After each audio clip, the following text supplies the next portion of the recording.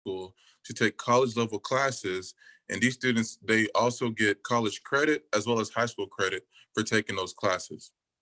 So we have students here who are in dual enrollment part-time and full-time at Riverwood, and they're able to, get those credits that they'll be able to use in college when they graduate out of Riverwood and go into college for their post secondary programs. So these are some things that make a student eligible for dual enrollment. So you have to just attend a public school or private school. There isn't any residency or citizenship requirement.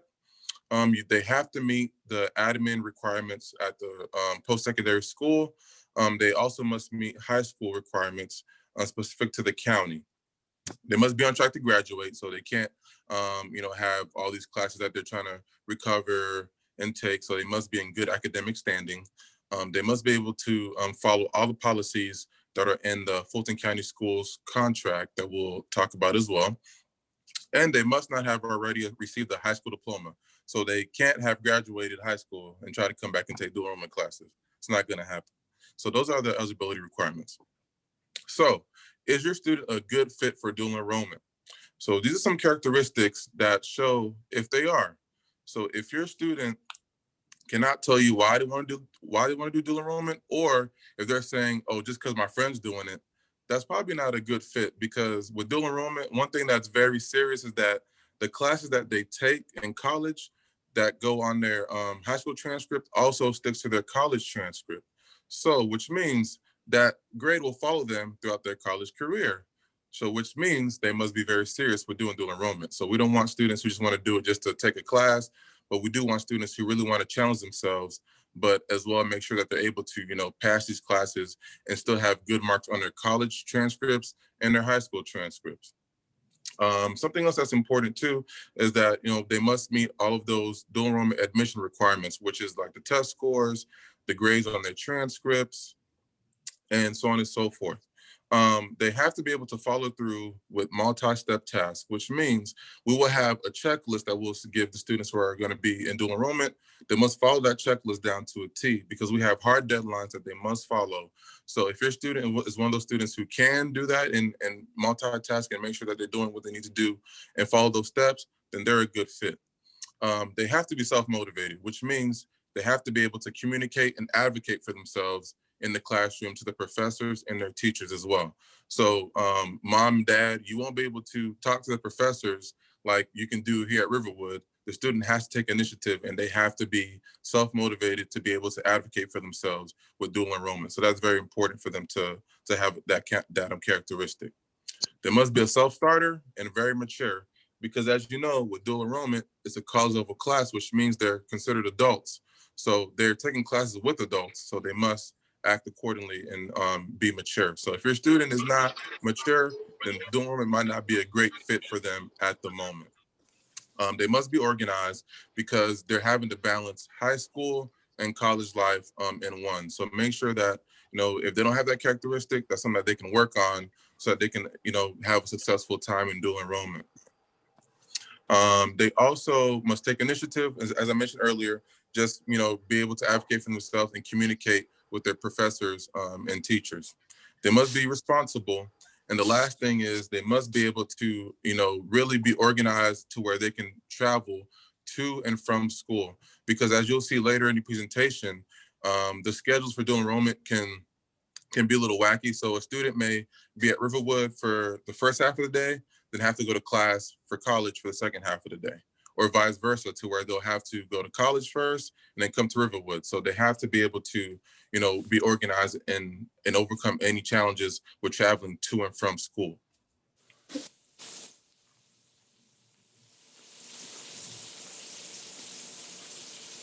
All right. So this is the process. And like I said, we'll break this down further as we go along. So just, roll with me here as I talk through this. So the first thing is your student must meet with their counselor to determine if they're eligible. As I mentioned earlier, we do want students who have those characteristics and have the grades and aren't, off track and trying to, catch up on classes. We do want students who, like I said, want to challenge themselves and are able to do so based off of what they've done here at Riverwood. They must register for the SAT and or ACT and submit those scores, and or take the AccuPlacer, because some schools do accept that as well. So the first hard deadline that I'll talk about is March 31st. So this deadline is set by the county. So by March 31st, they must have applied to the school. This does not mean that they have to submit their test scores by March 31st, but they have to have applied to the school of their choice. And then of course, they'll submit any additional documents like the transcripts or their test scores, health forms, and etc. So by March 31st, that is the first hard deadline that we're setting for a student to research and have applied to the school of their choice. And we will also give each student a form that they'll fill out, a Microsoft form, where they'll put their name, their personal email, the school that they plan to apply to, and also once they apply, they'll have to upload proof showing that they applied to that school, so we can know who is on board by March 31st. After March 31st, after we come back from spring break, we will hold a dual enrollment meeting with those students. Parents, you're welcome to join as well, but it will be student focused because as I mentioned, they will be considered adults, so we're treating them as so to have them know what the process is, and we will help them out and give them a checklist that points down A through Z of what needs to be done from that point forward. The next thing that the student will do is they have to communicate acceptance or denial to me or Mr. Grissom by May 1st. And at that point, they'll also meet with their counselor of record to complete any additional paperwork, such as the student participation agreement, the Fulton County dual enrollment contract, and the GA Futures funding application. So that's going to be due by May 1st. After May 1st, between May 1st and before we leave for summer break, we want to have the dual enrollment schedules finalized and set for our students, which means by then they need to meet with us to finalize what classes that they'll be taking and the time and date that they'll be taking these classes, so that we can have everything squared away before summer rolls around, so that when we come back from summer break, we're able to go ahead and make that schedule coincide with their high school schedule. Right. So by the time from May 1st to we leave for summer break, we want to have those schedules finalized for our students. Yes, we may have some students who don't meet that deadline, and we will have some support during the summer to help those students complete that extra paperwork with having their schedule finalized. The next thing that student will do is they have to attend an orientation with the college and, of course, like I said, pick their courses. So it's going to be very important for that student to check their college email and their personal email. But really, they have to check their college email, especially because a lot of times this year, for example, we have students who don't check their college emails, and they'll send communication to that email directly and not their personal email. And the student is saying, well, I didn't get so-and-so, or I didn't know when to register for my classes. So make sure that they're checking those college emails daily to know what's going on and to stay on top of what needs to be done. If they need any accommodations, they can definitely work with that college as well, so that they can have those accommodations for their classes in the college setting like they do here at Riverwood. And then the last thing is just to have that copy of the schedule before August 1st. But as I mentioned, the goal is to have all that stuff done before we leave for summer break at the end of May. So just keep that in mind.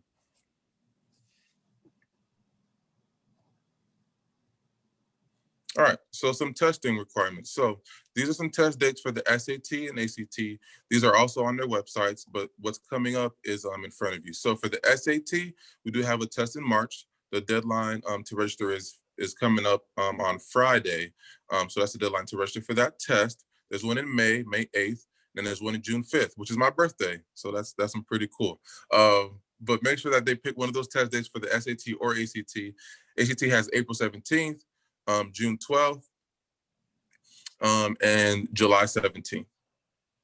So those are test dates. So just make sure that you're planning accordingly to take those tests in appropriate time to have everything submitted to that college so that we can make sure that you have a smooth process with getting into your classes in the school of your choice.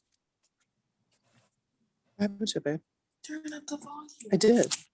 All right, so some more important facts. So for student and parents, so this is going to be some important things that I'll point out here too. So as I mentioned before, students must meet the hard deadlines that I was talking about. If they don't meet them, then they'll just be in, high school courses if they don't meet the those hard deadlines that we've set that I spoke about. As I mentioned, we will have a checklist that will help them through that process to make sure that they don't miss those deadlines, but they must meet the deadlines in order to participate in dual enrollment. They must follow their college schedule for attendance and testing and whatever else is needed on the college level. Because since they are a college student, they will be required to be on class on time, to log in virtually on time if they're going to do virtual classes, but make sure that they're able to follow that schedule down to a T so that they're not missing class and getting marked for attendance. Students must provide a final grades via official transcript. They must give that to me or Mr. Grissom by semester or quarterly so that we can update their high school transcript as well. We will also work with the reps as well to get the transcripts. So we'll work hand in hand to make sure that we have those grades from your student. And then they have to meet the high school and college average requirements to remain in dual enrollment. So for this part, I'll say this. So with being in dual enrollment, it is a privilege. So we do have students, for whatever reason, they might withdraw from classes. So with dual enrollment, if they withdraw from 2 classes, they can no longer be in the program. So they must really know what class they want to take and take the process seriously so that they can remain in the program and do well.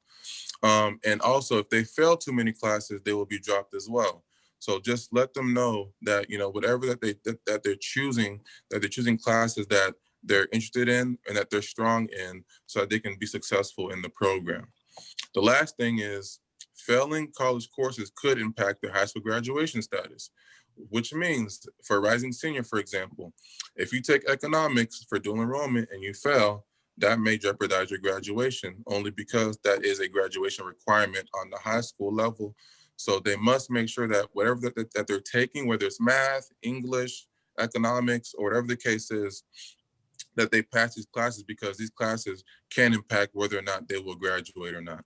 So make sure that, you know, your student is prepared to be a dual enrollment student. It's a great thing to be a dual enrollment student, but it's also can be very hard and challenging if they're not, you know, doing things that's going to help them be successful. All right.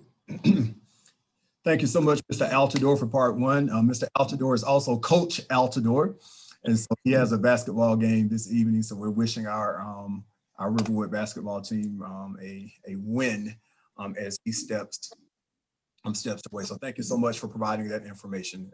And so what is the role of the school counselor in the dual enrollment process? Something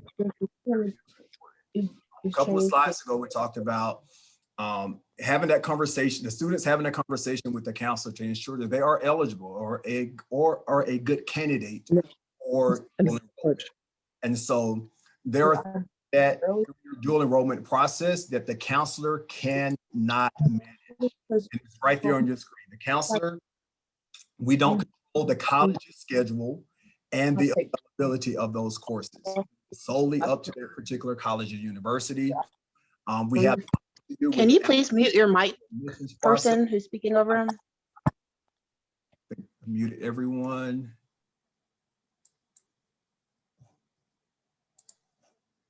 All right, there we go.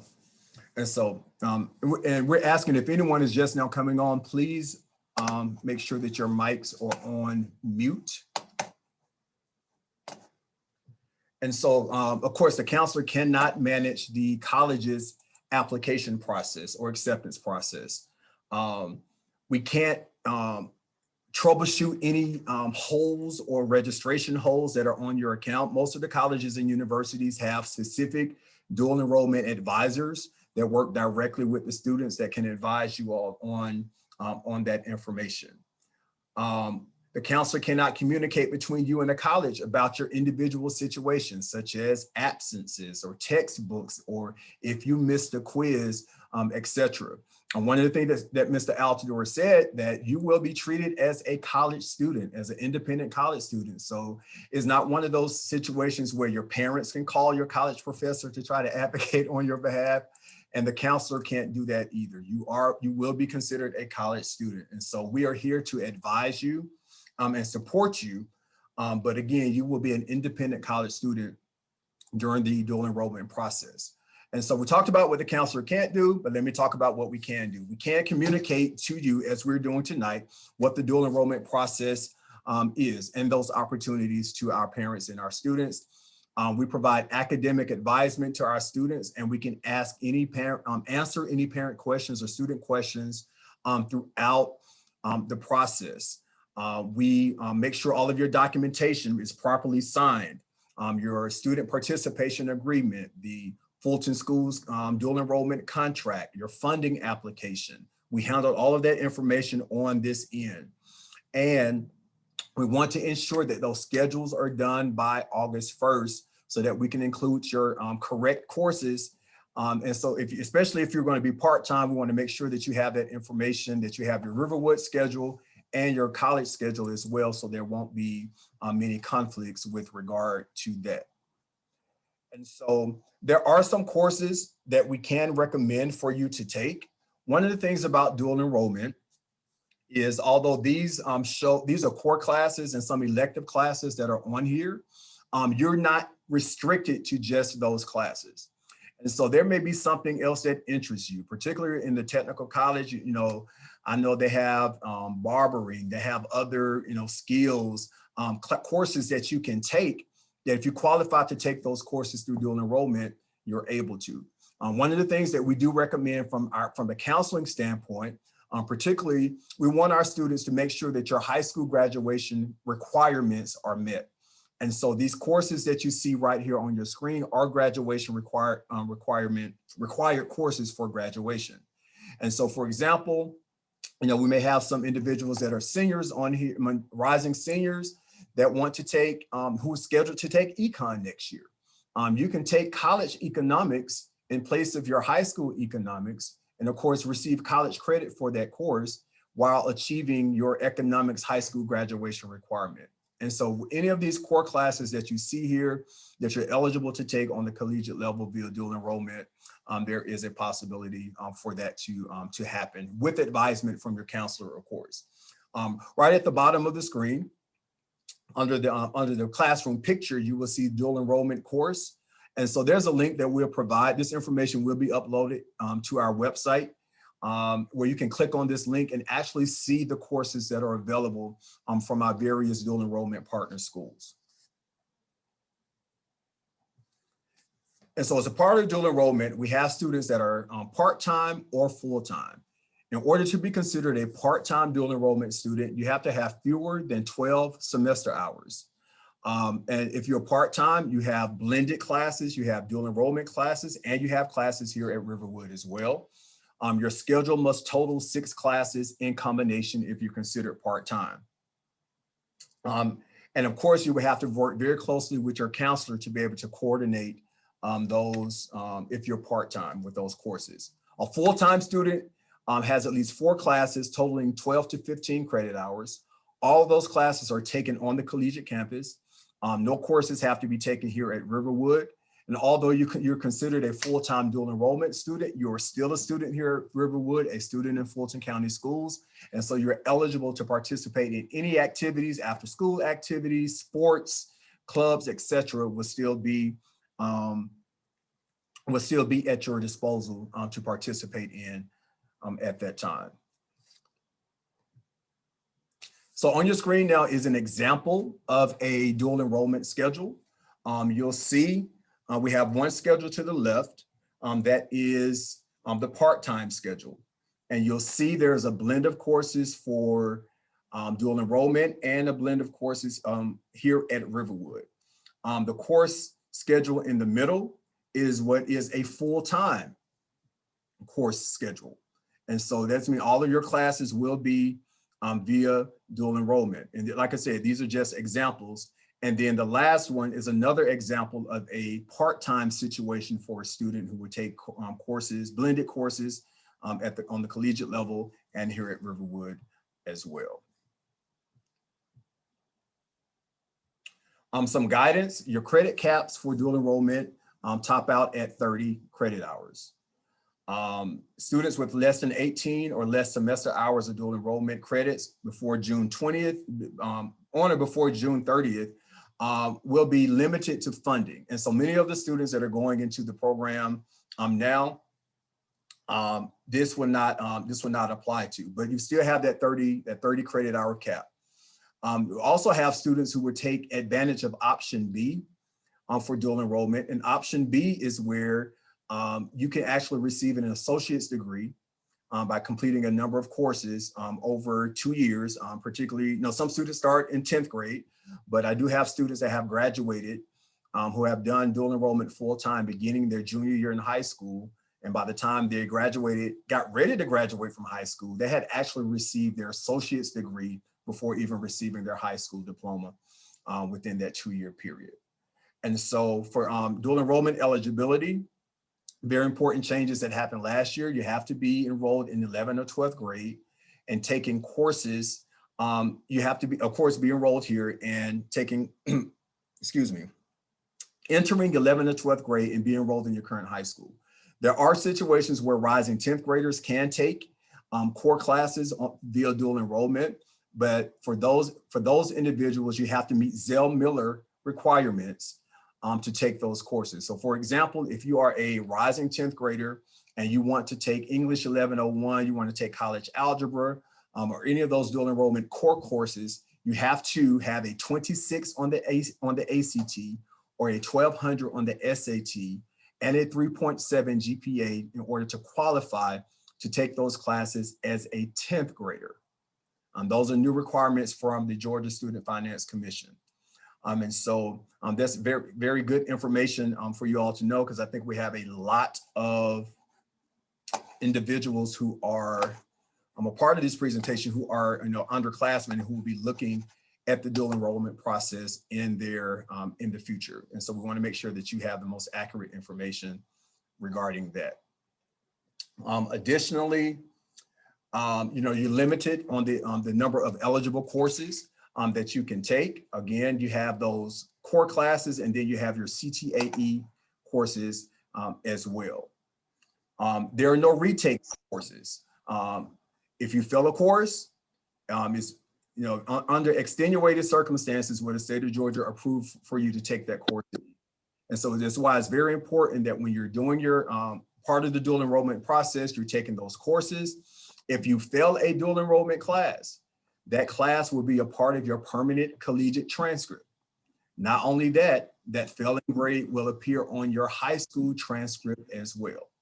And so it's very important that you all know that information going in the door. If you withdraw from a course after the second time in dual enrollment, you're ineligible to continue the program. So it's very important that you have that parents have conversations with your students and vice versa, and counselors will be a part of that conversation as well to ensure that dual enrollment program is the right fit, because we want you to be successful in that program. And of course, the last thing, all high schools are subject to examination from the Student Finance Commission for compliance. That's our governing body for Georgia's dual enrollment program. And so I know this is a lot of information that was given this evening. Again, this presentation will be uploaded to the counseling page on the Riverwood website. There is a link inside of our chat box. If you have any additional questions, please click that link, and then we'll be answering those questions after our college and our college representatives and our student representatives have an opportunity to share some specific things concerning their schools with you. One thing that you all need to know, that your counselors are here to help support you with the dual enrollment process, because we definitely believe in it and we see the benefits of it. And so make sure that you're connecting with your counselor if you have questions about the dual enrollment program after tonight. Those are your point of contacts for that. And we will also be putting out more information regarding dual enrollment to our students as well. And so the next thing that we want to do is have our college representatives speak on some specific things pertaining to their college and their admissions process. And so tonight, we have joining us from Georgia State University, we have Mr. Peter Vleck. From Gwinnett Tech, we have Karen Howell. From Georgia Military College, Benjamin Flagg. From Oglethorpe, we have Ms. Kim Grady, Edward Francois from Atlanta Metropolitan College, and then from Kennesaw State University, we have Ms. Jacinta Luster. And I'm going to ask those individuals to please turn your cameras on, unmute your mics, and then from you, just introduce yourself, explain the application process for your school, let us know what students need to know to be successful, and how important it is for students to meet the deadlines that are set by your college. And we'll start with Mr. Vleck from Georgia State University. Thank you, Mr. Grissom. So everyone, my name is Peter Vleck. I am one of the dual enrollment specialist admissions counselors at Georgia State.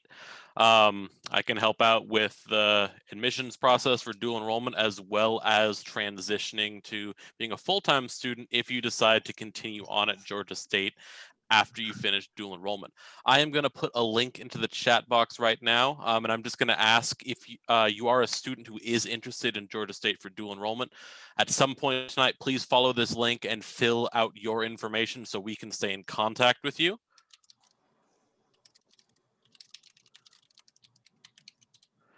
So that link is in the chat now. So a couple things.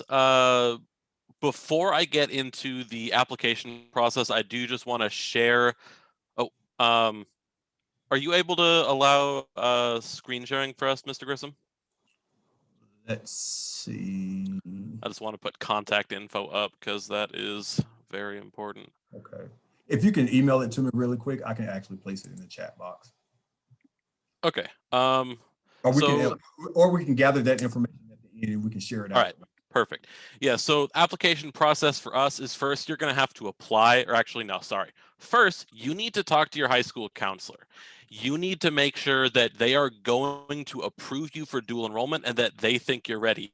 They are going to know you academically just as well as really anyone else, and your counselors will have helped other students in the past. They are going to know kind of where you stand compared to that, to previous students, and if you're going to be a good fit for dual enrollment. Once you've talked with your high school counselor, you've gotten their permission and approval to apply for dual enrollment, then you can fill out your application with Georgia State. Ultimately, even if you are admitted to Georgia State, if you don't get approval from your high school, you can't do dual enrollment. Dual enrollment is a partnership between the high school, the colleges, and the state. So you need to fulfill the requirements for all three of those in order to be able to participate. That's one of the really important things that Mr. Grissom was talking about with the deadlines. Georgia State's deadlines are going to be different from Riverwood's deadlines. You need to go with whatever the earliest deadline is. Mr. Grissom, I believe you said the deadline is March 31st? Correct. All right, so our deadline is May 1st. Everything you see with Georgia State is going to say May 1st. Don't contact me on May 1st saying like, hey, I just submitted my application. Even though that does make our deadline, it does not meet Riverwood's deadline, and there will be nothing that we can do to help you out if you haven't met your high school's deadline. So that's a really important thing in the application process, is just to be aware of all the different deadlines and go with whatever the earliest deadline is. After you've applied, you're going to need to send in your transcripts. If you have completed Algebra 2 or higher, you are going to be test optional. You don't need to submit test scores. If you have not completed Algebra 2, then you are going to need to submit test scores to demonstrate college level readiness. You can take the SAT or ACT, those are the classic options, or you can take the AccuPlacer. The AccuPlacer is done online, so you can take it from the comfort and safety of your own home. I personally, I have been recommending all students take the AccuPlacer as opposed to the SAT or ACT, you know, primarily out of safety. I don't want to hear about any students who got COVID because they went out to take the SAT or the ACT. Also, it's just a whole lot easier. You can do it on your own schedule rather than waiting a month or two for the next SAT sitting and maybe having that get canceled. After you have all that in, it usually takes about a month, and then we'll get back to you with a admissions decision. And it's a pretty easy process. Just get that stuff in. Let's see. I think Mr. Grissom really hit the important things about what you need to be successful. What I think is one of the most important things to think about is when you start dual enrollment, you are starting your college career. You want to make sure that you're starting out successfully. Just because you can potentially get like a C in a class, that doesn't mean you should be doing dual enrollment. You want to be as successful as possible because your college transcript is going to start with that first class that you take in dual enrollment. If you overload yourself early on with dual enrollment classes and you're not doing as well as you could, you're struggling because you're doing too much, you're going too far in advance, something like that, then we have seen students in the past that actually start out their first semester as a freshman on academic probation already because they struggled in dual enrollment. They bit off more than they could chew a little bit too early. Students have 6 terms to complete 30 funded credits of dual enrollment classes with us. So that starts that summer after you complete 10th grade. So you don't need to take 15 credits right in the beginning. Maybe you can take one class over the summer if that's something you want to do. Take a couple credits worth of classes in the fall and again in the spring, and then you have your entire senior year also. So I really recommend that every student try to take all 30 funded credits because that's going to save a bunch of money in the long term, completing a full year of college before you graduate from high school. But you don't have to. Just the number one thing is just to make sure that you are setting yourself up for success long term. And yeah, so that just about wraps things up for me. Mr. Grissom, I will be sending you a PDF with just some information that you can then send out to all the students in attendance. Thank you so very much. Kim Grady from Oglethorpe University. Hey there. Thank you for having us tonight and to talk about dual enrollment. It was very informative, and I loved hearing all the information that you shared about Georgia Futures. I think Georgia Futures is a real wealth of information. So for interested students, if you need more information, that's just a really good resource to have. We have a handful of Riverwood students with us this semester, and it's, I think, been a really good fit. So a little bit about our application process. We obviously need a copy of your transcript. We have require a 3.4 GPA with proven rigor. And we are now test optional. So if you have an ACT or an SAT that you want to share, great. If not, then don't let that stop you. We ask for a letter of recommendation. And sometimes we ask for a student to do an interview, mainly because we want to make sure that it's going to be a good fit and that the student's going to be ready for college level work. So if we're looking at a transcript and we can't tell what a class is, whether it's going to be a good fit, then we'll meet with somebody. So deadlines, I think that Peter hit this on the head. Our deadline is going to be much later than the deadline for Riverwood. Our summer deadline is the end of April and our fall deadline is the end of June. But if you miss the March deadline for Riverwood, then we're again not going to be able to help you get into a class. So pay attention to those deadlines.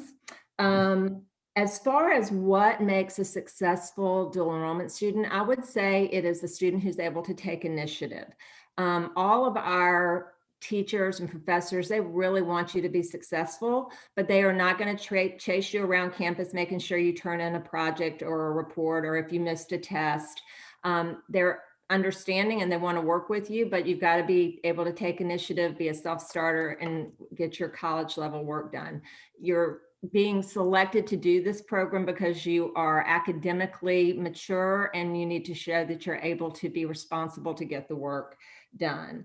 To that end, our dual enrollment students also are able to take part in our A-Lab and any tutoring. So it's available to you, but you have to be responsible that, hey, if that economics first test didn't go so great, I better go down to the A-Lab and get some tutoring. It's available to you, it's free. So, but you have to be responsible to take part in that.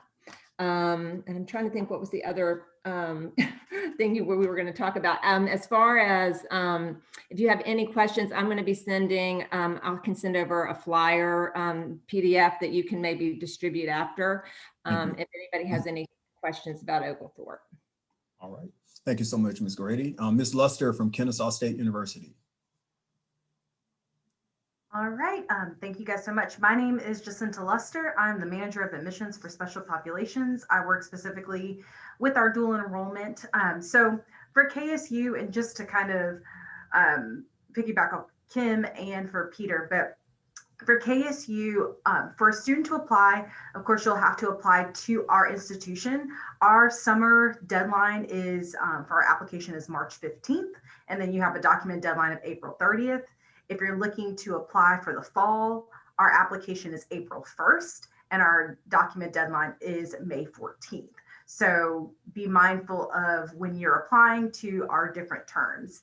As a dual enrollment student at KSU, you're required to have a recalculated GPA by KSU of a 3.0 or higher. We are not requiring SAT or ACT, but if you have not completed Algebra 2 by the time that you start the term, you would be required to either send SAT or ACT scores or be required to take the AccuPlacer. You cannot get a decision if you don't have Algebra 2 if you haven't tested. So be mindful of that. We also have some new student form documents that are also required. So it's really our policy statement talking about, you know, if you fall below a certain GPA, then you may be dismissed from the program, keeping up with deadlines and things like that. And then just letting us know what classes you're trying to take to help our counselors. So there are some additional documentation outside of your high school transcript and the application that you'll need to submit to us. Another thing we really want to emphasize is if you were previously dual enrolled at another school or you took AP exams, you need to send those documents to us. This helps us with advising you during your advising session. So if you took a college algebra at your previous institution or English 1101 at another school, and you want to take English 1102 with KSU, until we receive official test scores or official college transcripts and they've been evaluated, you can't register for that class. So it's really important that you send those documents to us along with the application of the high school transcript. The one thing that I really want to emphasize is definitely as a dual enrollment student, like we said, you are now really a college student, but still a high school student at the same time. So it's imperative that, you know, you are speaking to your high school, speaking to your professors. So if, you know, you get sick, if there is an emergency, that you're communicating with your professors about what's going on. Your parents can't do that for you. Your high school counselor can't do it for you. I can sometimes step in if it's extreme situation, but for the most part, we want you guys to communicate. The other thing that I really want to emphasize is as a dual enrollment student, because the changes to the funding has really changed for students, please make sure that you are checking how many hours you have left for dual enrollment funding. We don't want students having to pay out of pocket and being left with a bill that they weren't aware of. So if you are getting close to that dual enrollment deadline, we are tracking it, but we have, you know, a lot of us have over, you know, 900 students in dual enrollment program. So we really encourage you that you take initiative with your classes, with your grades, but then also with your funding, because you need to be aware of that so that you're not telling your mom and dad, hey, I've got $1,000 bill that I have to pay for classes for. So please make sure that you are aware of how many credits you have. Like Peter said, you have plenty of time to take classes. So definitely spread those out. If you're coming in as a junior, maybe take 1 or 2 dual enrollment classes. And then when you get to your senior year, after you've understood kind of how you're working with your high school schedule and your college schedule, then maybe take a full load, but really be talking to your high school counselor, working through scheduling so that you're prepared and you're not overexhausting your funding as a DE student.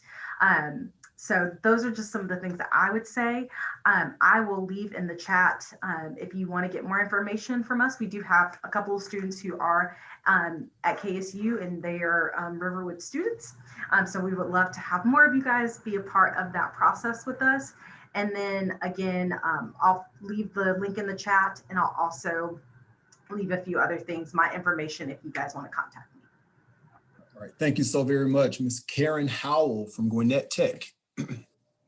Hey, everybody. I am Karen, and I'm with Gwinnett Tech. And thank you for not calling on me first, because my teenage daughter is on an elite national volleyball team, and y'all have no idea how much noise she was just making in the kitchen, getting ice water for my husband to take her to practice. So just thank you, because You're welcome.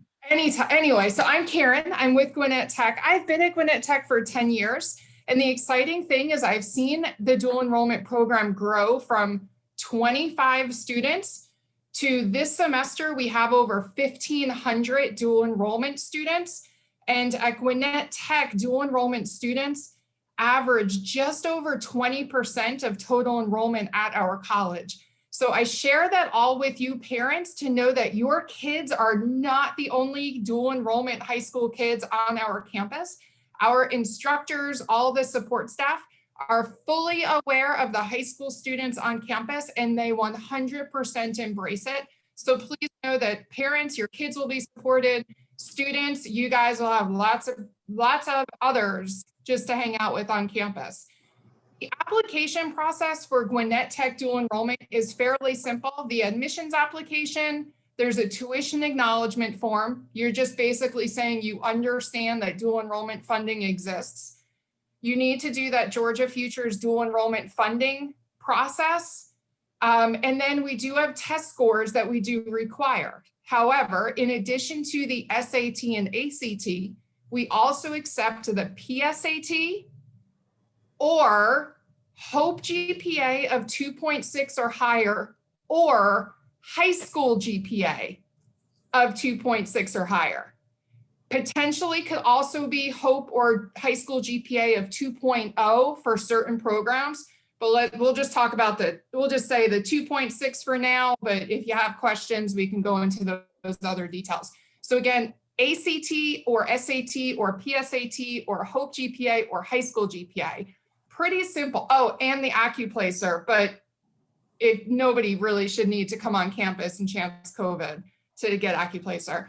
We also offer classes online and face-to-face, and students, that's completely up to you. Once you're accepted, once we get your documents, it takes about 1 week for us to process the documents. Then you get accepted, and you students, you register for your classes. So you select the day of the week, the time of the day. If you select an online class, you log into your class whenever you want. We just ask that you do it about twice a week. So 2 in the morning, 3 in the afternoon, whatever works for you, you can take care of that. Dates and deadlines. So you can't start classes until you register, and you can't register until you've been accepted. And registration for classes is first come, first serve. So if you want to get that like Monday, Wednesday math class, then you want to turn all your documents in early so you can get accepted early, so you can register early, so you can get the class that you want, right? So registration begins June 8th through July 19th. And again, it's first come, first serve. And we usually have about 10,000 students a semester, 20% of that roughly being, the dual enrollment students. So if you want to register on June 8th, the first day of registration, then you need to get everything turned in, right? We already have a couple of hundred students accepted for fall term already. So keep that in mind. Classes begin August 9th. Classes typically meet twice a week if you're doing a face-to-face class for, about an hour and a half or so, give or take. As everybody else said, you're a college student, welcome to adulthood. So do what you got to do so you can do what you want to do. What else? Oh, majors. You guys, students, you can select any major you want. And we have about 150 different options. So, and you can change your major every semester. So if you want to do bioscience, if you want to do barbering, welding, construction, culinary, like I kind of feel like think of anything and we probably offer it. I could tell you right now, we don't currently offer master electrician courses, but we will be in about a year and a half. I can't really think of anything else. Plumbing, we don't have plumbing yet, so about a year and a half. But like we have the automotive program, marketing, I don't know, anything that you can go out in the world and make money in, cybersecurity, classes are, like I said, online or face-to-face. And if you don't want to do any of those, you can just choose it's called Early College Essentials. In that program are those core classes like math and English, and all of those classes, 27 of them are guaranteed to transfer from Gwinnett Tech to any college or university in the University System of Georgia program. So to Kennesaw, for example. So maybe you want to start one semester of dual enrollment at Gwinnett Tech. Maybe you want to finish it out at Kennesaw and stay at Kennesaw to earn your bachelor's degree. If you take those core courses with us, you can transfer them over to Kennesaw, Valdosta, Southern Georgia, UGA, all of those classes. Another cool thing, right? Everybody's been talking about how dual enrollment funding, you only have 30 credit hours and really work it carefully and like manipulate the system, and like parents out there work the system. Like I'll be doing it with my rising ninth grader really soon. But what's really neat is at Gwinnett Tech, once you have exhausted your dual enrollment funding, you're eligible for something called the Hope Career Grant. It's not the Hope Scholarship.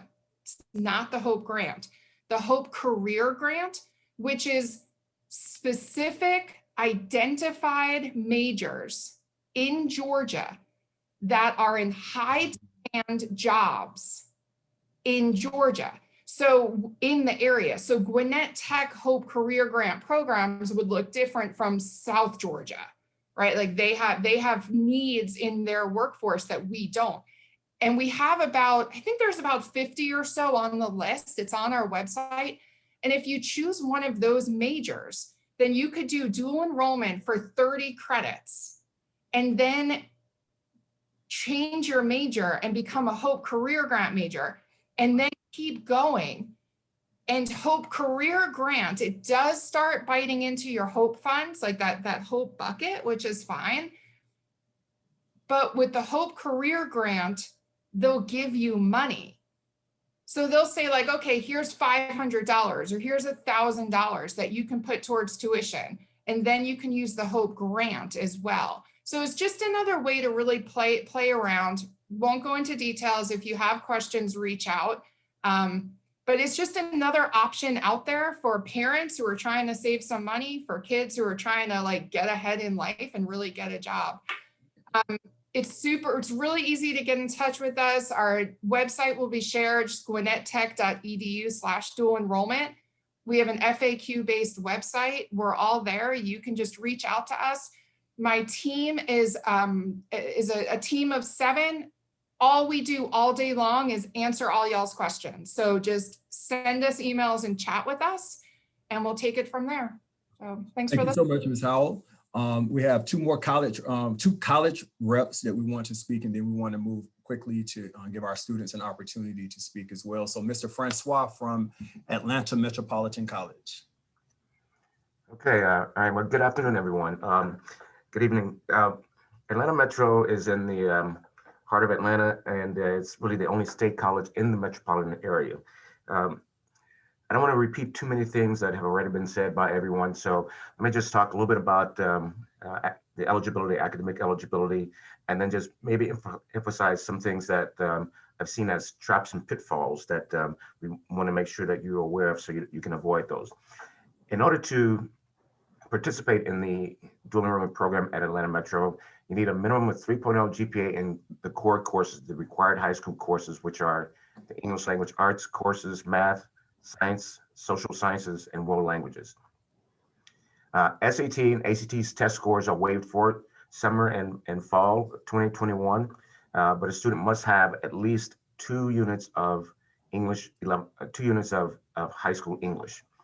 1 unit of high school algebra 2 is required if you want to participate in taking any math courses, but it's not necessary to have algebra 2 in order to participate as a dual enrollment student. So this is a little bit different from what some of the other schools do. We put a hold on your math account, on your accounts that prevent you from taking any math until you can produce a transcript that has the 1.0 units of algebra 2. So for example, if you're a rising 11th grader, you most likely will have the English requirements satisfied, but not the algebra 2 requirements satisfied, but you can still participate as a dual enrollment student at Atlanta Metro. In order to continue being eligible academically, you must maintain a cumulative 2.0 college level GPA. First semester, the GPA falls below 2.0, students put on academic warning. The cumulative GPA has to be above 2.0 the second semester, otherwise you're no longer eligible to participate as a DE student at Atlanta Metro. Application process. Two steps in the application process.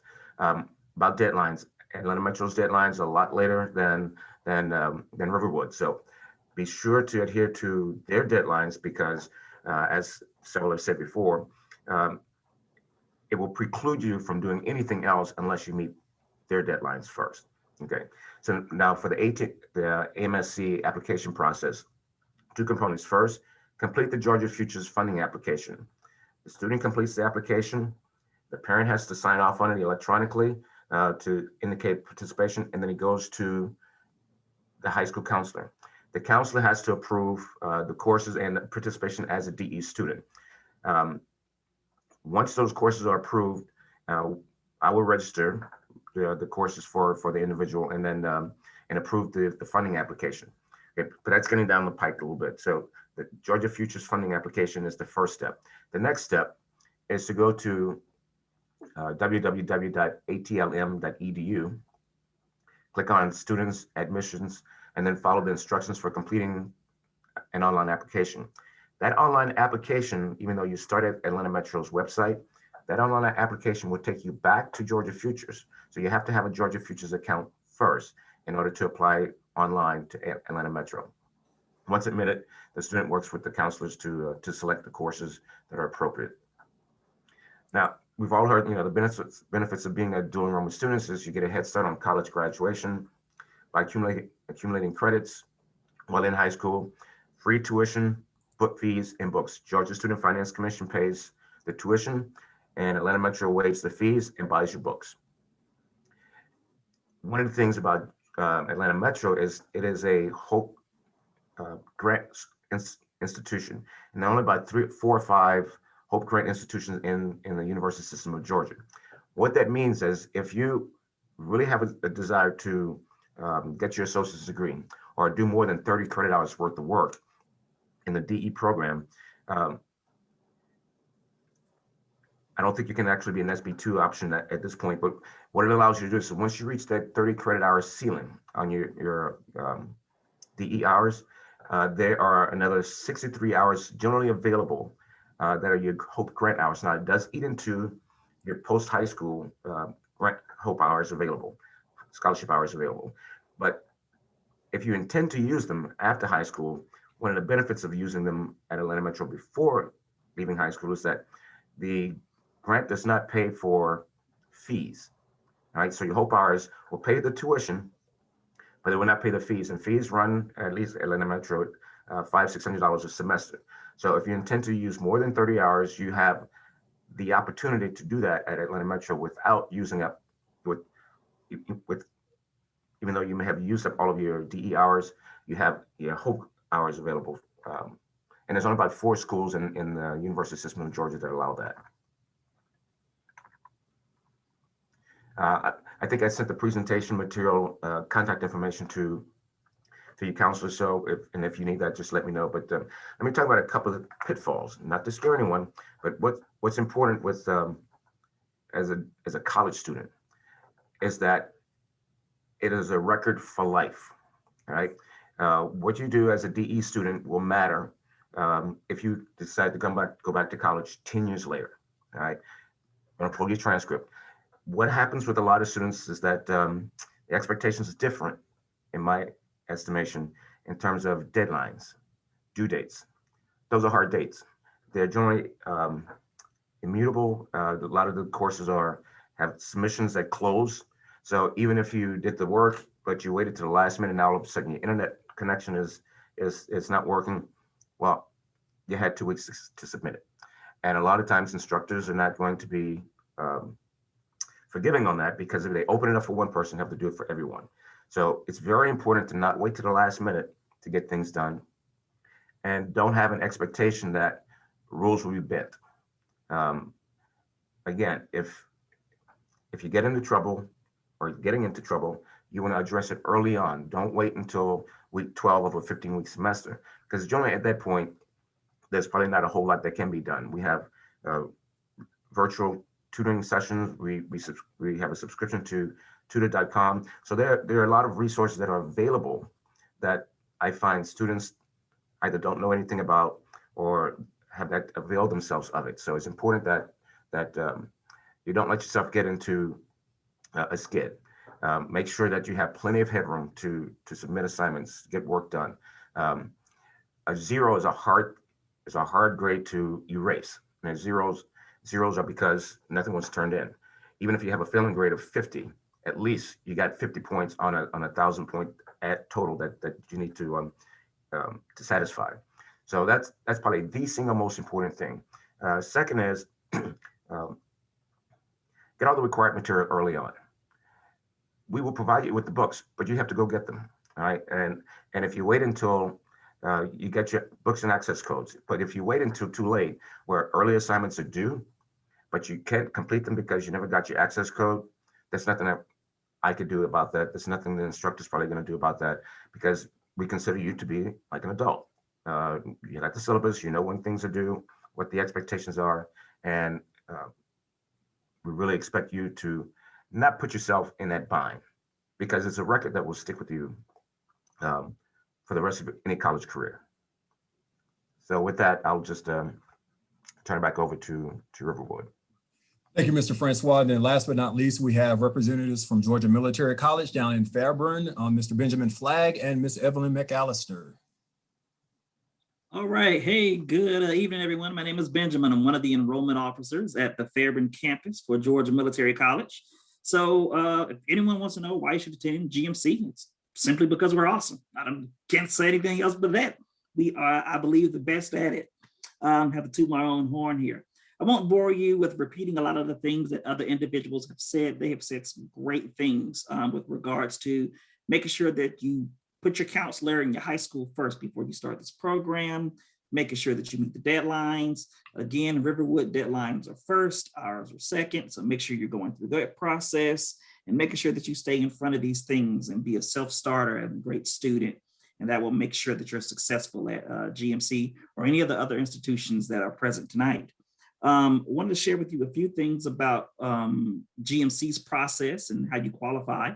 So first and foremost, you need a 2.5 GPA. That's it. That's all we're asking you for. Just combinations, maybe some B's and C's or whatever. I think we got that covered. So 2.5, that's what gets you in.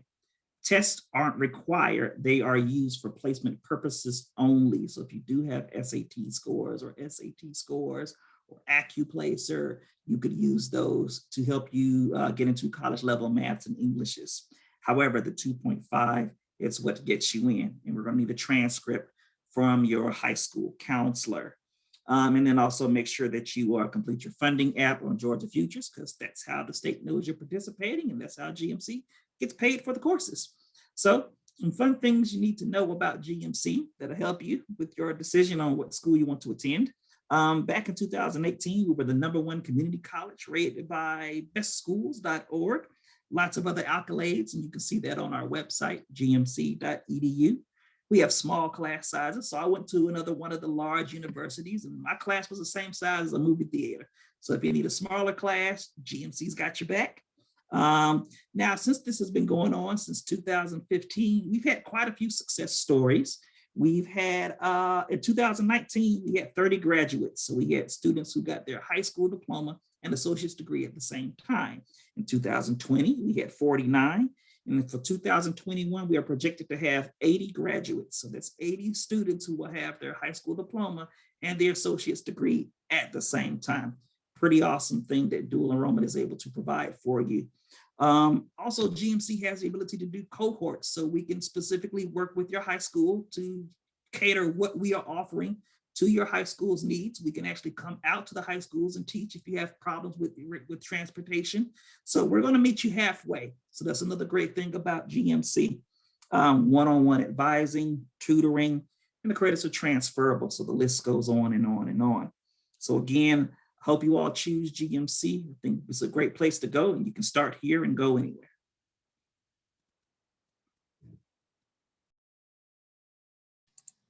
Thank you so much, Mr. Flagg, for that information. Thank you to all of our college representatives. And really quickly, I want to give our students that are here an opportunity to come on camera. I want to just quickly, they're going to introduce themselves, tell their dual enrollment school, and just speak briefly on their process and how it's going for them. So we have Nyla Ward, Maria Coles, Kevin Villegas. I don't think my others are on here. So I just, you three come on off mute, turn your cameras on, and Nyla, you go first. Okay, hi everyone. I'm Nyla Ward. I'm in 11th grade here at Riverwood, and I do dual enrollment at Georgia State University. And I honestly chose to do dual enrollment because I was like, if I'm gonna take some classes, I might as well get college credit for them anyway. And I was just gonna try a few, but I ended up really liking it, and it helped me mature a lot in my high school career and my college career. So I really recommend it, and yeah. All right. And one thing about Nyla has been in dual enrollment since 10th grade? Yes. Yes. And so that's right. And she's a junior now. She'll also be doing it next year as well. So she's really has taken a lot of college courses as a part of our dual enrollment program. All right, Maria Coles.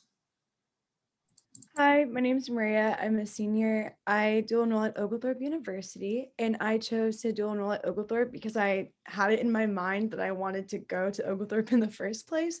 So I wanted to go ahead and get credits towards my major and my minor. So here I am in my second semester. Any advice that you would give students with regard to the dual enrollment?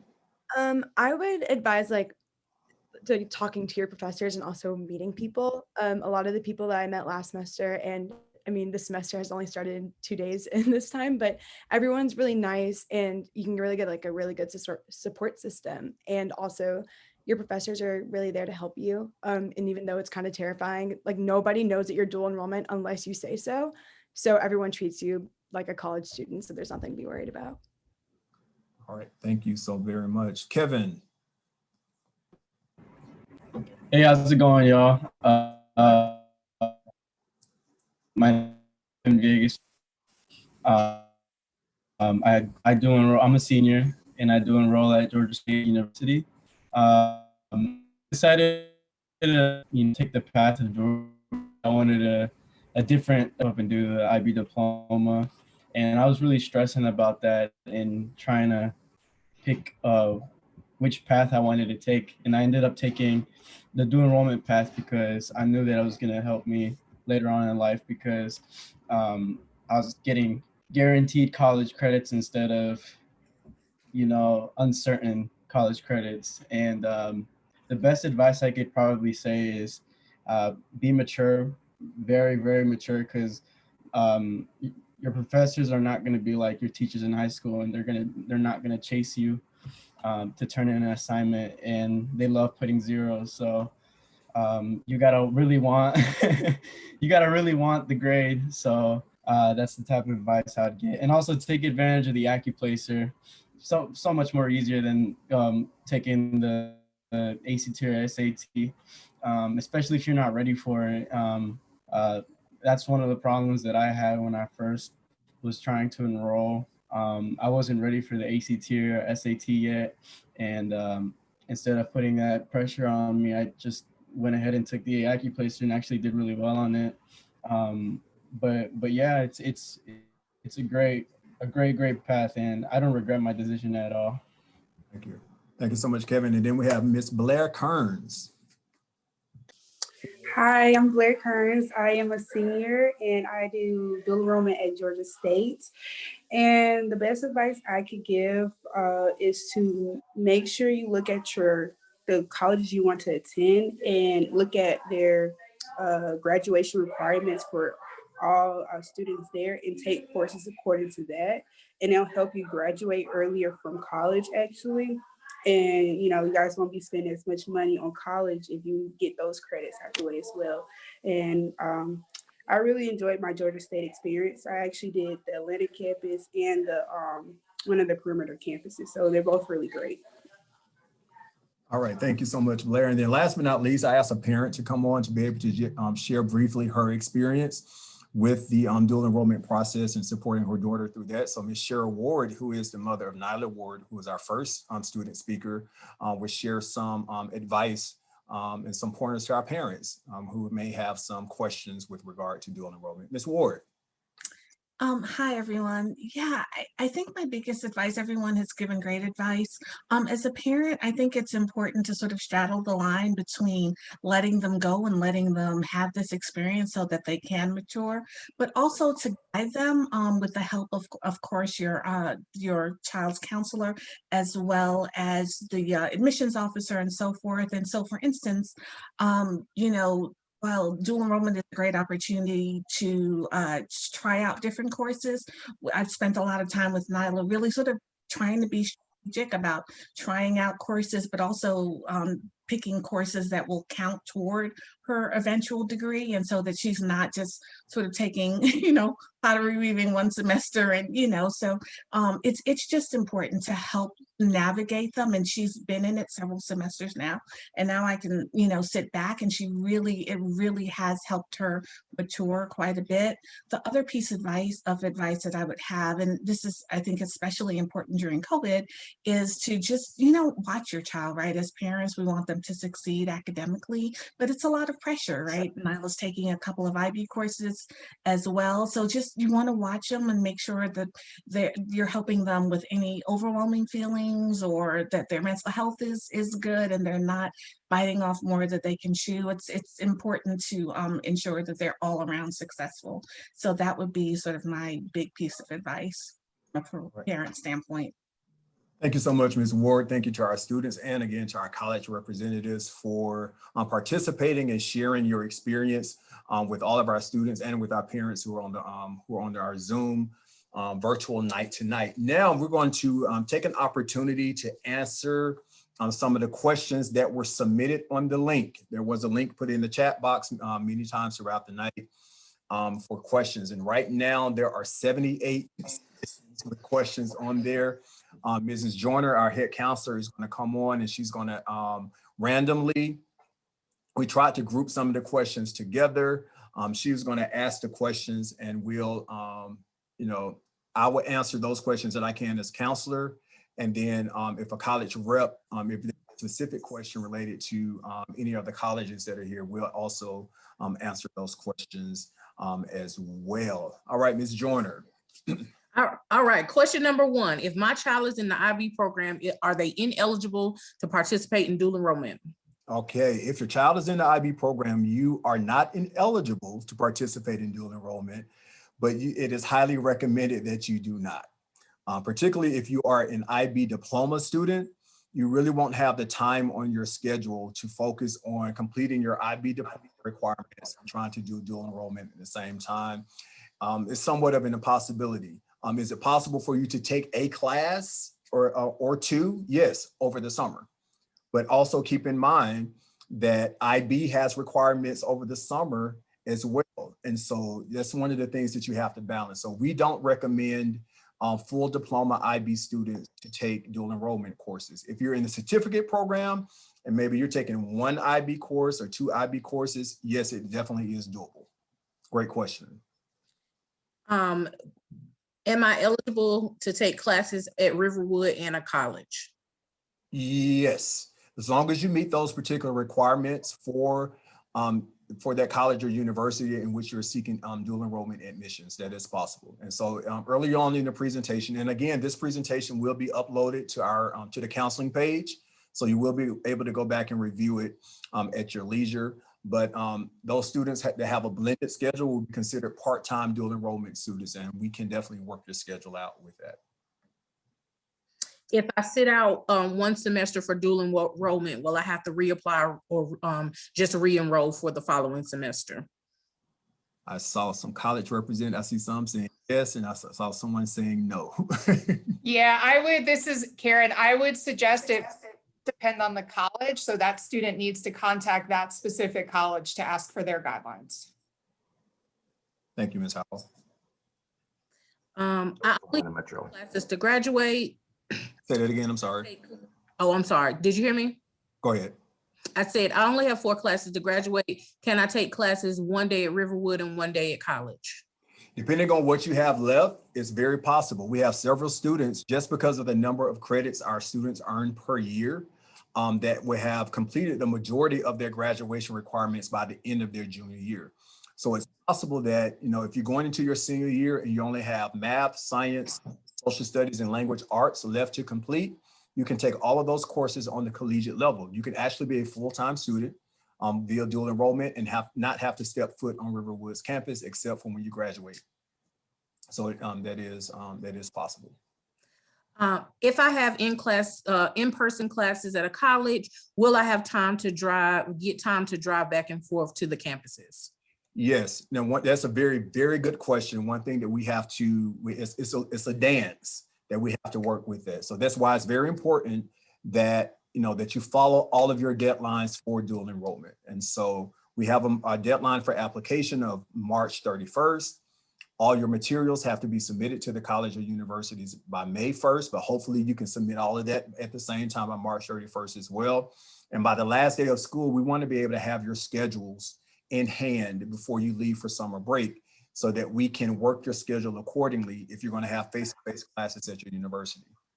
We do, and for our free periods are available for our dual enrollment students, and that will allow for travel time in your schedule. And so when working your schedule for dual enrollment, if you're part-time, we recommend your classes have to be either in the morning or in the afternoon. They cannot be in the middle of the day. They cannot break up your day here at Riverwood. So for example, if you're a part-time dual enrollment student, your dual enrollment courses need to fall in first, second block or third, fourth block, or vice versa, in order to make your dual enrollment schedule work. My student was referred to Talented and Gifted for further evaluation. Should he even plan to do dual enrollment? Yes. Yes, TAG students are not restricted from doing dual enrollment. Okay. What grade does the dual enrollment program begin? What subjects can I take? Okay.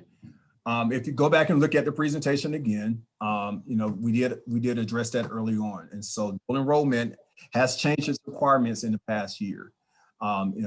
For 11th and 12th graders, you can take, your core classes, your electives, whatever the admissions requirement for that particular university is. If you meet those requirements, you get in, you can take the classes that's available to you. If you're a rising 10th grader, if you're a 10th grader going and wants to take dual enrollment at a technical school such as a Gwinnett Tech, you're limited to CTAE courses, which are your career tech courses. However, if you're a rising 10th grader and you have a 3.7 HOPE GPA and you've set for the SAT and made a 1200, or set for the ACT and scored a 26, you're eligible to take core classes either at the technical college or a 2 or 4 year college or university. And so if you fall in that area, that's really a serious conversation that you need to have with your, sit down and have with your counselor. And one thing that we emphasize, and we have to get the message out, is that your HOPE GPA is not your overall GPA. Let's stress that again, your HOPE GPA is not your overall GPA. And particularly and HOPE GPA is only your 4 core areas and your foreign language courses.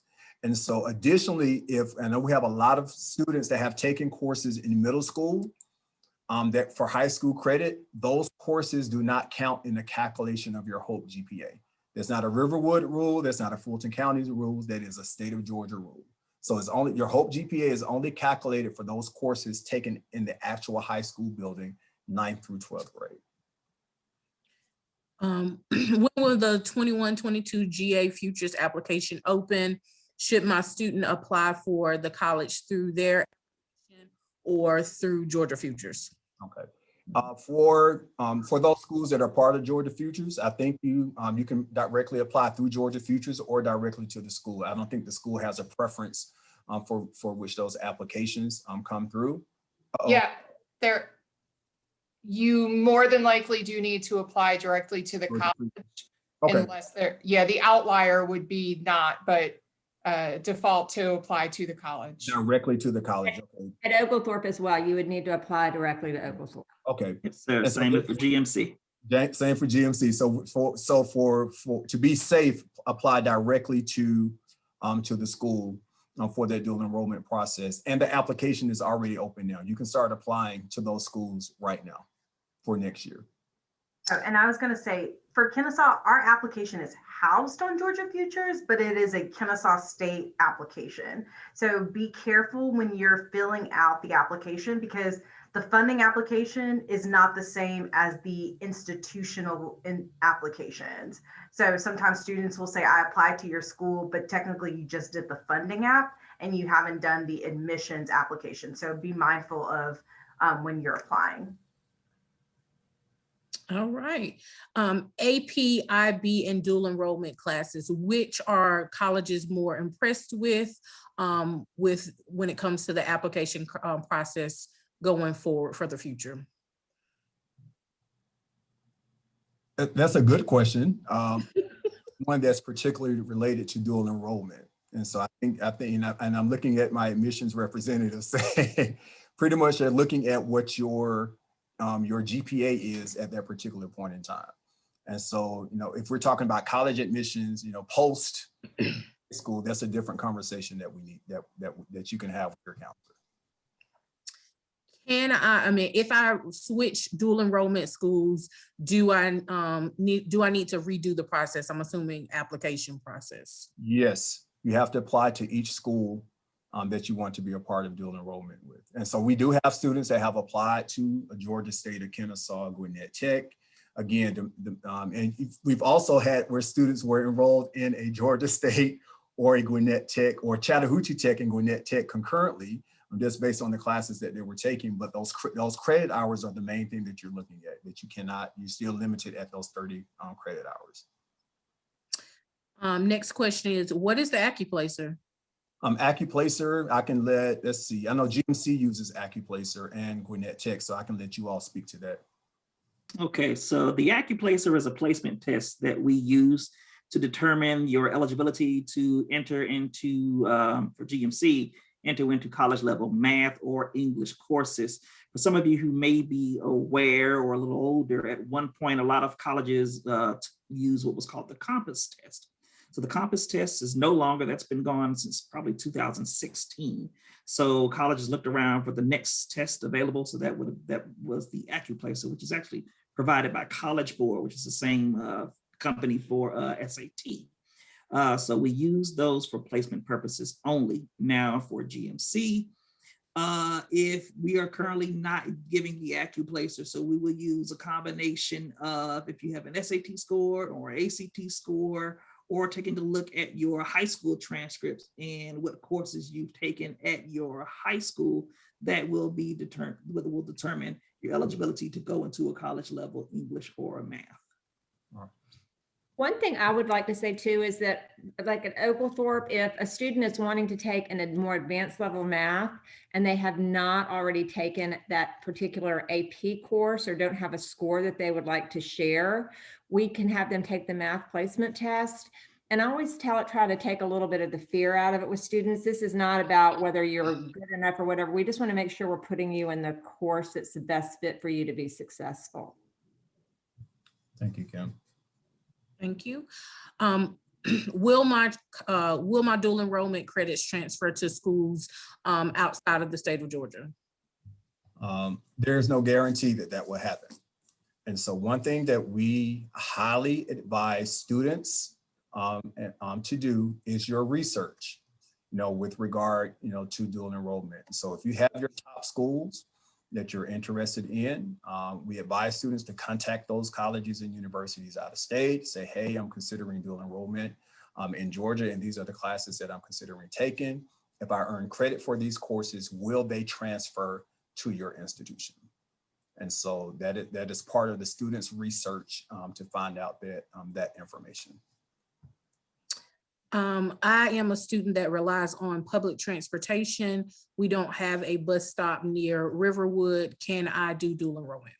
Yes, it is possible for you to still do dual enrollment through, I know some, especially, I know this year particularly was very strong where colleges were offering online courses for dual enrollment. And I think a lot of our institutions do that. There are only certain courses that you can take that are approved by the Georgia Student Finance Commission that you can take online with our colleges and universities, but it is a possibility for you to be, you can still come here and go to a lab, you know, to complete your dual enrollment courses while here on campus. I know we have some students, actually a couple of our students that spoke tonight that are in that same situation, that are part-time students. And so they don't leave campus, you know, their classes are online. They report to the media center or go to one of our virtual labs during that appropriate time to log in to do their coursework. All right. Will current dual enrollment students need to complete any paperwork for the dual enrollment process for next year? Yes, you always, well, for the most part, the part of the changes that have taken place, you don't have to complete any new paperwork other than, I think the student participation agreement is a yearly thing that has to be completed, and just discussing with your counselor what your classes are going to be for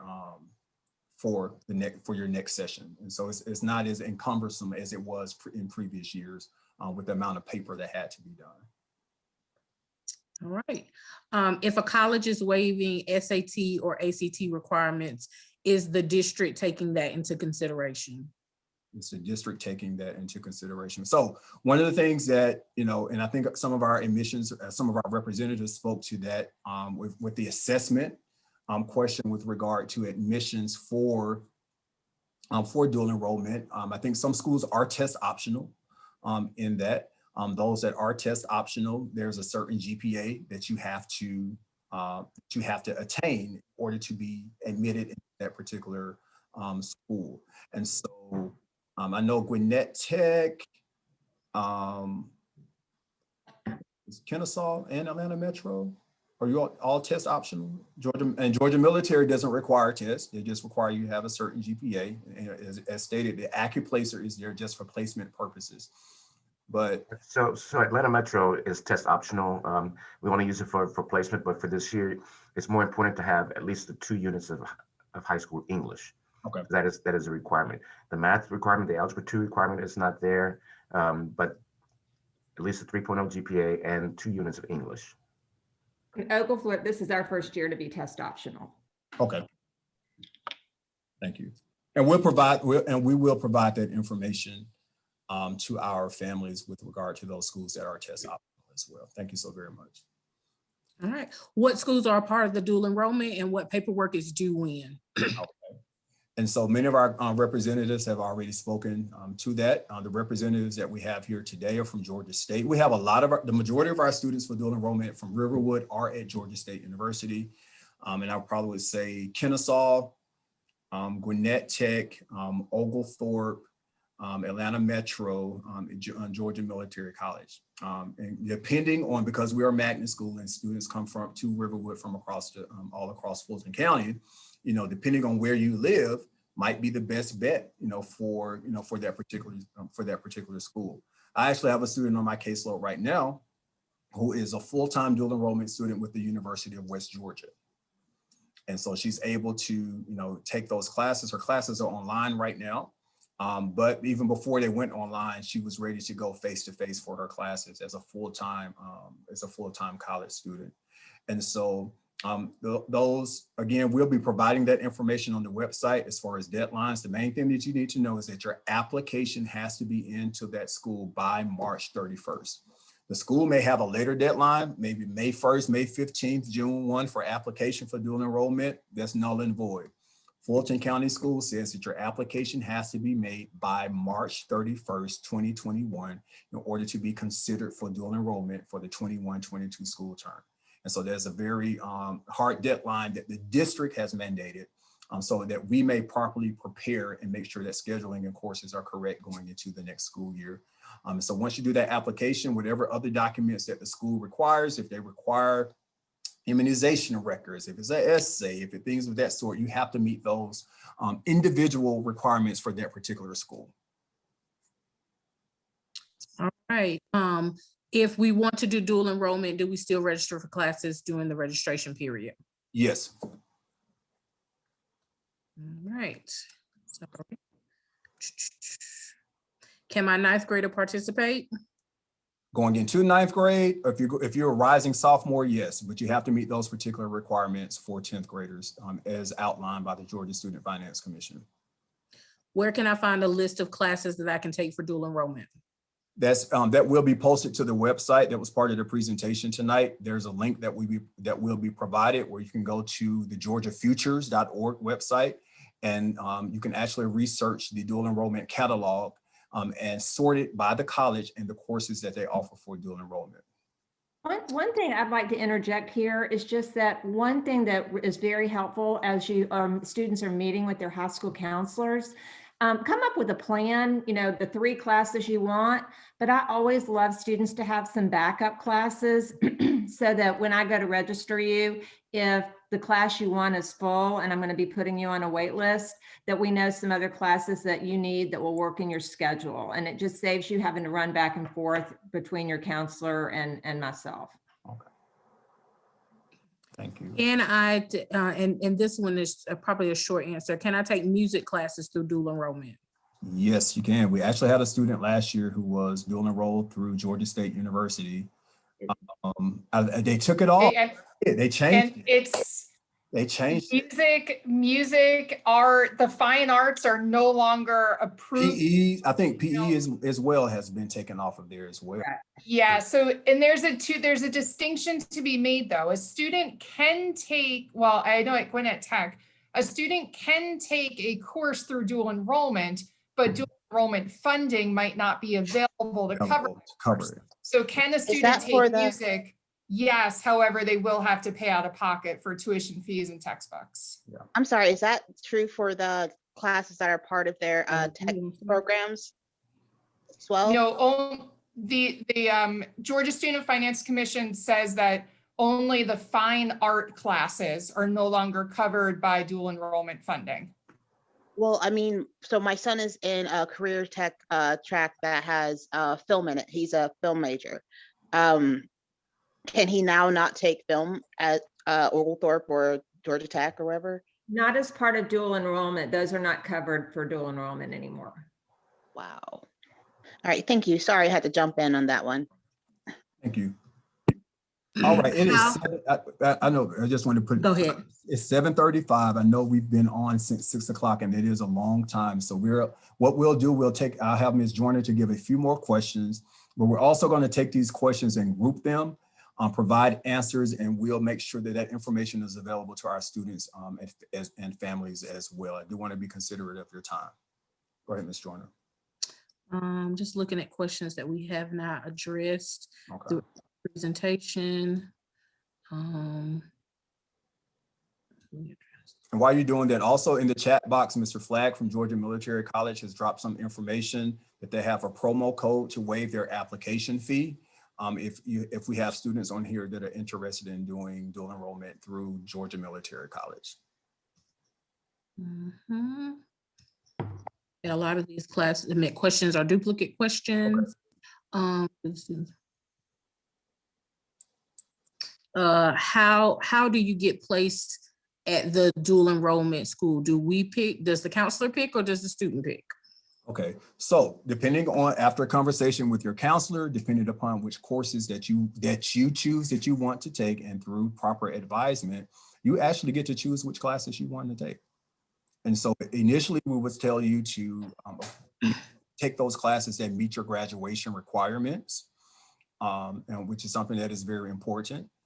And then if there are other courses that you want to take, it could be a different, different language. Georgia State has, a cadre of classes, Kennesaw, some of the others, Gwinnett Tech, there's lots of courses that you are eligible to take. So you're just not relegated to core classes, but if there's a course that you're interested in that you want to take as an elective, you can take that as well. What name goes on the high school transcript in reference to where you took the classes? Like, does the college name go on the transcript? No, the college name does not go on the transcript. It just says college. If you're taking, let's see, econ, it's going to say college econ on your high school transcript. It doesn't. And then as far as it's listed, I think they're asking, like, will it say took classes at Georgia State? No. School transcript? No. Okay. So if I can just hop in here real quick on that question, at least for Georgia State, and I'm guessing it's going to be similar for some of the other colleges on here. When you apply, you will apply, as a freshman with your high school transcript. In order to actually get college credit for the dual enrollment classes you've taken, at least with Georgia State, we cannot grant you those credits just based on your high school transcript. You need to send your college transcript in as well. So your college will be on the transcript that's sent in order to grant you those transfer credits. But yeah, on your high school transcript, it's just going to say dual enrollment college algebra. And I think maybe I didn't clarify the question correctly. So if you are taking classes at Georgia State, it will list it as Georgia State being the teacher. But again, you still have to see your college transcript. Like, we won't be able to officiate any credit being awarded towards your college degree. You have to send your high school transcript as well as your college transcript. That is the end of the questions. All the rest of them were very similar in nature. So I think we got all of them. All right, thank you so much, Ms. Joyner. Again, thank you all so very much. I hope you all learned a lot of information. There are a lot of great benefits for dual enrollment. Personally, I'm a huge proponent of our dual enrollment program, as are the rest of our counseling team. And so if there are any questions, anything that may come up later with regard to this, please reach out to your counselor so that you can get the best advice with regard to dual enrollment. And just keep in mind that March 31st deadline for your application to be submitted. For those schools that require, that is not test optional, make sure that if you're one AT and have those scores back in enough time to be considered with your application. The deadline to register for that SAT is this Saturday, this Friday or this Saturday. This weekend is the deadline for the March 12th sitting of the SAT. So please keep those dates in mind. Dates and deadlines are very important for the dual enrollment process. So again, to our college representatives, to our students, to our parent that was here, and just for, then we had about 210 individuals that were on tonight. And so we're very proud of that. We're really trying to push and build our dual enrollment program. And so thank you all so very much for your time. And we look forward to sharing with you all in the very near future. Everyone have a good night. Stay safe, wash your hands, mask up, social distance. Y'all take care. Night. Thank you. Thank you. Thanks, everyone.